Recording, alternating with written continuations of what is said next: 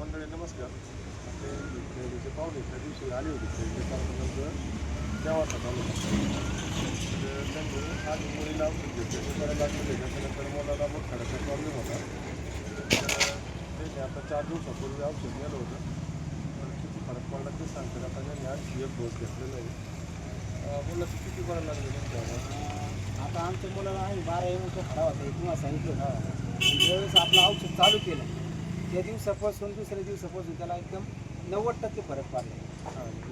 दुखायचं पूर्ण बंद झाले आणि तुम्ही म्हणल्याप्रमाणे आपण हे दुसरा डोस चालवलेला आहोत आणि त्याच्यानंतर पूर्णपणे तो विरघळून जाईल आणि तो व्यवस्थित होणार आहे. या खात्रीनुसार मी आता परत दुसरा डोस घ्यायला तुमच्याकडे आलो.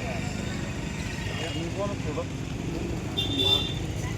त्यांच्या मुलीला आपण औषध होतं 2 वर्षापूर्वी.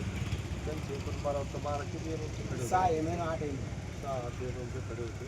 ते 2 वर्षापासून क्लिअर झाले. आता त्यांनी त्यांच्या मुलाला औषध घेतले. 12 एमचे खडे किती होते मुलं 2 कडे 12 MM आणि 8 MM. त्यांना आता 90% फरक पडलेला आहे. एवढ्या औषधं त्यांचं पूर्ण क्लिअर होऊन जाईल. सगळीकडे विरघळून मागे जावाच्या पंपाच्या अटील कोणतंही ऐकून घ्या. हॅलो असे पालव्यांचं आहे काय हे जे आयुर्वेदिक औषध आहे हे 100% गुणकारी औषध आहे आणि 90% मी खात्री देतो 100% की माझ्या मुलाचा मूतखडा विरघळून पडणार आहे.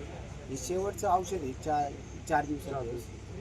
तेव्हा हे खात्रीनुसार मी इथं आलो आणि त्यांचं 100% रिझल्ट आहे. कोणालाही काही अडचण असली मूतखड्याची तर पालवे साहेबाकडे यावं. ते मूतखड्याचं औषध घेऊन जावं.